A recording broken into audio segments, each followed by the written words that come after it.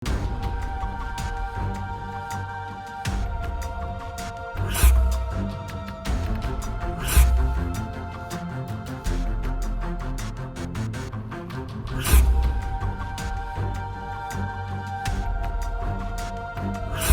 दिल्ली को नया मुख्यमंत्री मिल चुका है, मतलब मिल चुकी है। रेखा गुप्ता की हम बात कर रहे हैं। आज उनका शपथ ग्रहण समारोह था, यानी ओथ टेकिंग सेरेमनी। अब जो तस्वीरें निकलकर इस शपथ समारोह से सामने आई है, वो कई सवाल खड़े कर रही हैं। सवाल ये कि कई वहां पर दिग्गज, कई माननीय, कई बड़े बड़े नेता वहां पर मौजूद थे। आप अजीत पवार की बात कीजिए, आप चंद्रबाबू नायडू की बात कीजिए, छोड़िए बाहर के राज्यों की अगर हम छोड़ भी दें, अगर बिहार के संदर्भ में हम देखें दोस्तों, तो मंच पर कई बड़े नेता मौजूद थे। सम्राट चौधरी, विजय सिन्हा, उपेंद्र कुशवाहा। इसके अलावा अगर हम जनता दल यूनाइटेड की बात करें तो ललन सिंह, संजय झा सरीखे नेता जो है वो मंच पर मौजूद दिखे। नरेंद्र मोदी का उन्होंने अभिवादन किया, नरेंद्र मोदी भी उनसे अभिवादन स्वीकार करते हुए आगे बढ़े। सवाल हम ये उठा रहे हैं, और सवाल ये उठ भी रहा है क्योंकि ये चर्चा का विषय बन गया है कि भाई जब चंद्रबाबू नायडू पहुंचे, पवन कल्याण को आपने देखा होगा, पवन कल्याण भी मंच पर मौजूद थे। कई राज्य के मुख्यमंत्री वहां पर मौजूद थे। मतलब जो गठबंधन में सरकार है, जहां पर बीजेपी के मुख्यमंत्री नहीं है, वहां के भी मुख्यमंत्री मौजूद थे। हालांकि बीजेपी के जितने सीएम है लगभग सभी लोग आए थे, भजन लाल शर्मा भी थे। बिहार से दो नेता नहीं पहुंचे थे। एक तो यहाँ के मुख्यमंत्री, जो बड़ा सवाल है, और दूसरा चिराग पासवान। देखिए, चिराग पासवान इन दिनों भारत में नहीं है, गल्फ कंट्री घूम रहे हैं। घूम क्या रहे हैं, वहां पर कार्यक्रम में शामिल हो रहे हैं।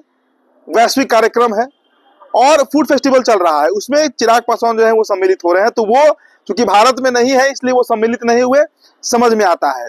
चर्चा दोस्तों इस वीडियो में हम करेंगे नीतीश कुमार के ऊपर। देखिए, नीतीश कुमार अभी 4 दिन पहले दिल्ली गए हुए थे।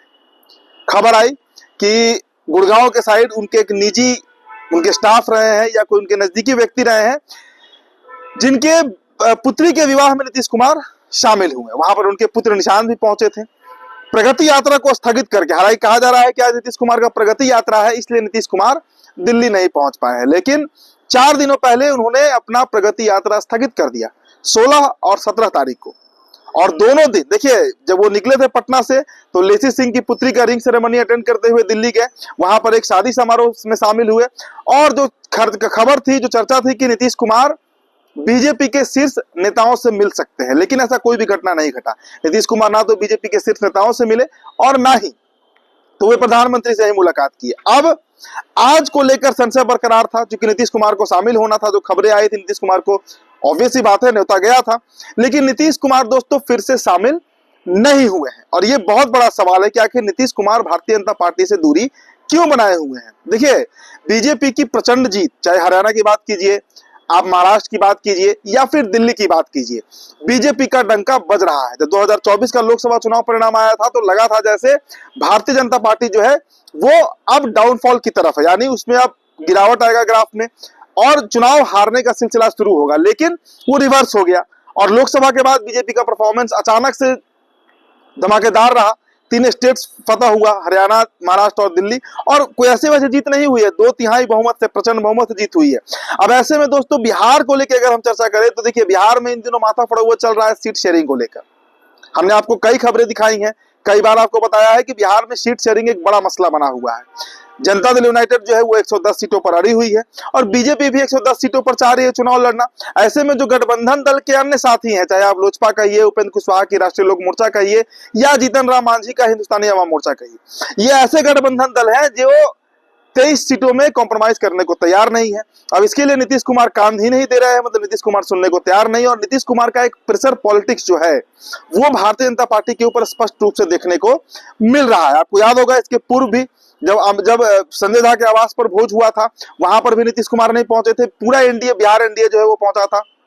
इसके अलावा जब चूड़ा दही का भोज हुआ संजय झा के आवास पर ही, तो उसमें भी अमित शाह शामिल हुए थे, उपेंद्र कुशवाहा, जीतन राम मांझी, चिराग पासवान सरीखे नेता शामिल हुए थे, लेकिन वहां पर भी नीतीश कुमार गायब थे। तो भारतीय जनता पार्टी का कोई भी बड़ा कार्यक्रम हो, आप याद कीजिए महाराष्ट्र का शपथ ग्रहण समारोह देवेंद्र फडणवीस का, उसे भी नीतीश कुमार ने दूरी बना ली थी। तो नीतीश कुमार गाहे बगाहे भारतीय जनता पार्टी को बार बार ये मैसेज देते रहते हैं कि भाई अन्य राज्यों का गुणागणित आप अलग रखिए और बिहार का गुणागणित आप अलग रखिए, बिहार को आप अन्य राज्यों से मत जोड़िए, क्योंकि बिहार में जो समीकरण है वो नीतीश कुमार के साथ शुरू होता है और नीतीश कुमार के साथ ही खत्म हो जाता है। तो अपने आप को देखिए, आज शपथ ग्रहण समारोह में नीतीश कुमार को शामिल होना था, जैसा मैं बता रहा हूं, न्योता गया था, लेकिन नीतीश कुमार इसमें शामिल नहीं हो रहे हैं। और इसके बाद कई तरह के सवाल उठ रहे हैं। एक और सवाल ये उठ रहा है कि देखिए, बार बार जिसकी चर्चा होती है कि ललन सिंह और संजय झा की नजदीकियां बीजेपी से कितनी ज्यादा है।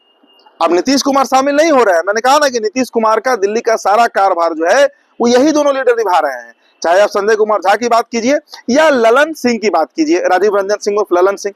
भारतीय जनता पार्टी से इनकी नजदीकियां किस कदर है ये बताने की जरूरत नहीं है, बार बार तस्वीरें निकलकर सामने आती हैं।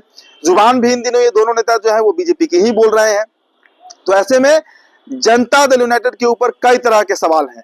नीतीश क्यों दूरी बना रहे हैं बीजेपी से, संजय झा और ललन सिंह क्यों वफादारी निभा रहे हैं नरेंद्र मोदी और अमित शाह से, ये कई सवाल है। देखिए, दिल्ली में आज शपथ ग्रहण समारोह पूरा हो चुका है।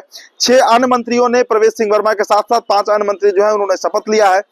रेखा गुप्ता जो वहां की नवनिर्वाचित मुख्यमंत्री हैं, कल रात में ही उनका नाम अनाउंस हुआ, उन्होंने भी शपथ लिया। तस्वीरें काफी खूबसूरत निकल कर आई, लेकिन ये तस्वीर एक सवाल जरूर छोड़कर चला गया कि आखिर नीतीश कुमार चाहते क्या है। क्योंकि देखिए, अब बिहार में इस साल चुनाव होना है और ये चुनाव बड़ा महत्वपूर्ण होगा।